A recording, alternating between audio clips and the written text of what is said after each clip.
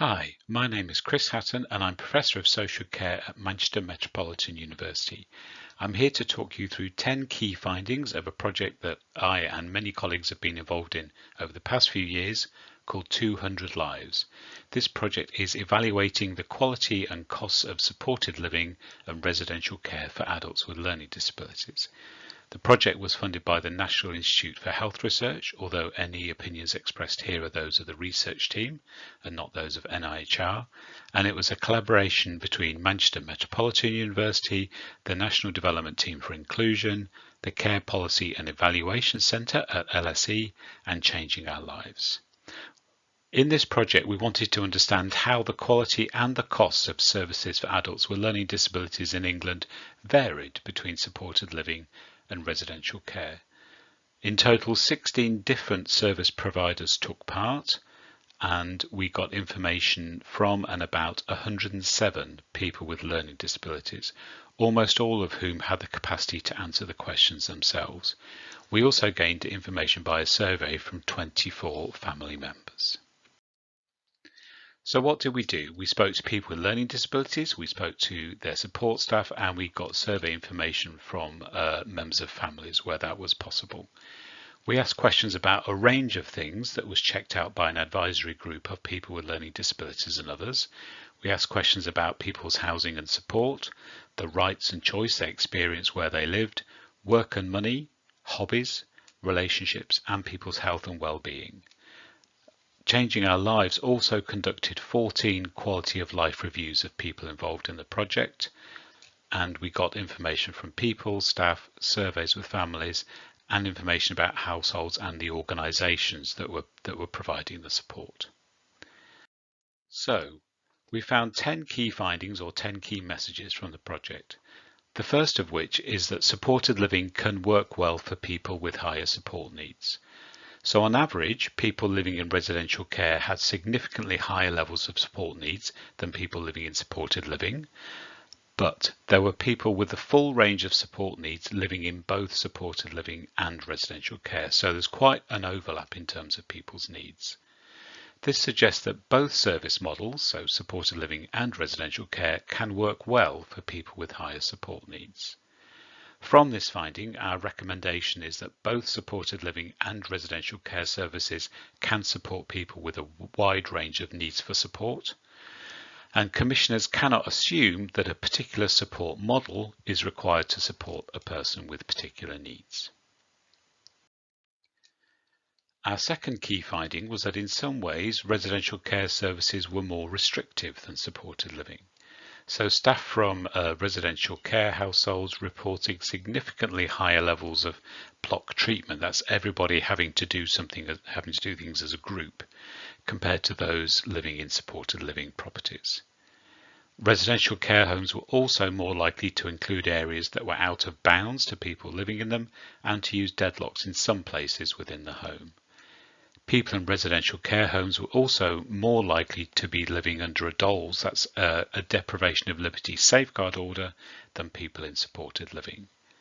Our recommendation from key finding 2 is that commissioners and regulators like the CQC need to directly contract and or proactively monitor both supported living and residential care for physical aspects of the properties or routines that indicate institutionalization or unnecessary restriction. There are also issues of access and privacy within people's homes. They need to check on those to make sure that people feel that their house is indeed their home. Key finding 3 is that including accommodation costs, residential care is more expensive than supported living. So the total service costs for people in residential care were much higher than supported living, and that was down to higher accommodation costs rather than much difference in costs associated with sort of day-to-day support or healthcare support. Unsurprisingly, people with more health conditions lived in services with higher total costs, and if you took out accommodation costs, people who needed more support, unsurprisingly, lived in services with higher costs as well. Our recommendation from key finding 3 is that commissioners should expect higher costs for services that support people with greater health and support needs, but also for commissioners cost is not a proxy indicator of service quality. What we mean by that is that a more expensive service isn't necessarily a better service for the person. Our fourth key finding is that only a quarter of people in supported living had the full range of their housing rights upheld.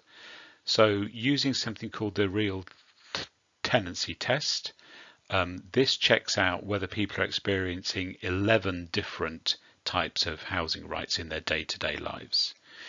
On average, people in supported living experience significantly more housing rights than people in residential care, but there were a wide range of scores on the real tenancy test that suggest wide variation in the housing rights experienced by people taking part in the project. On average, people in residential care reported 7 out of 11 housing rights upheld, compared to an average of 9 out of 11 housing rights upheld for people in supported living. Although it should be said that the real tenancy test was designed with supported living rather than residential care in mind. Our recommendation from Key Finding 4 is that service providers should use the real tenancy test or some kind of alternative equivalent to monitor housing rights in their own services. An equivalent set of standards concerning housing rights should also be developed for people living in residential care services.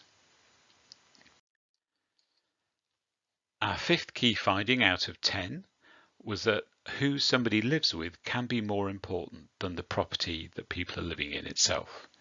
So for many people, the company of their housemates and the staff was their favourite thing about where they were living. When people did not get along with their housemates or with staff, this could be a reason for them to want to move house. Equally, there were some people who preferred to live alone or with a partner. Our recommendation from this finding is that service providers should broker opportunities for people to meet others who they may want to live with in the future.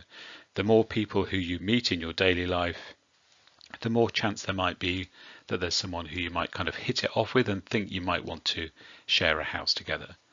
And this includes the opportunities to build long-term friendships over time that aren't dependent on meeting up in a particular service. Our sixth key finding is that people liked being able to put their own stamp on their own home. So it's important to people, wherever they were living, whether it was supported living or residential care, that they were able to claim space within their home that they thought of as theirs. This means having their own places and spots within the house, beyond just their bedroom. People really valued being able to make the space their own.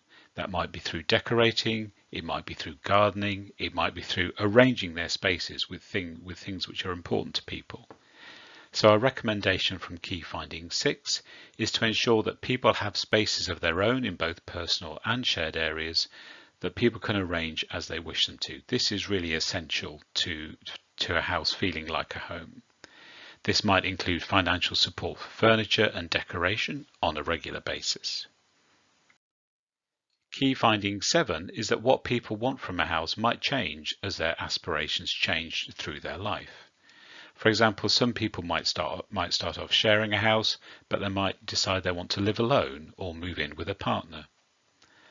The current system we have mainly focuses on reactive moves, where people move only if there is a problem with their current home. But people should receive support to plan ahead for the future and think about proactive moves that are associated with people's personal ambitions and sense of progression in their lives. So our recommendation from this is that service providers and housing providers should respect and facilitate people to develop their aspirations and wishes for the future. This includes moving home when people want to get their own place, or live with a partner, or become more independent, or move away from housemates they dislike. Our eighth key finding is that people in supported living felt more connected to their local community than people in residential care. So people in supported living were more likely than people in residential care to know their neighbours and to be more involved in their local communities.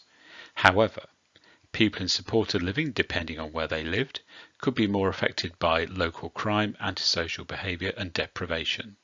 This might reflect the broader context of what kind of social housing is available in the context of the housing stock that we have and of ongoing austerity. Our recommendation from this is that the location of supported living housing stock and residential care homes and what the neighbourhoods around these places afford for the people living there need to be really important considerations, both for commissioners and for people who provide supported living and residential care. Our ninth key finding out of the 10 was about people's kind of routines in their lives. So for most people, their routines often revolved around household tasks pretty much. So many people told us they wanted to have some sort of structure to their week, but as many people did not work, how most people spent their time revolved largely around domestic tasks and going to the shops and using public transport to create some sort of structure for the week. Many people told us they wanted opportunities for progression and self-improvement.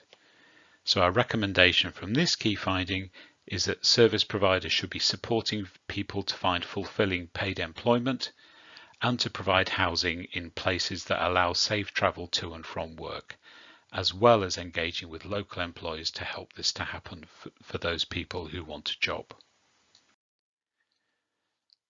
Our last key finding 10, is that people want to feel part of their local community. People were proud of their roles within their local communities, for example, being part of a local church or supporting their local football team. Living close to friends and family helped them to stay in touch. On the other hand, many people found it difficult to maintain connections after loved ones had moved away. Many people wanted to broaden their social networks, for example, deepening existing friendships or finding a partner. And our recommendation from this finding is that the location of a property in terms of closeness and ease of meeting it with family and friends outside the person's home is crucial to people's well-being.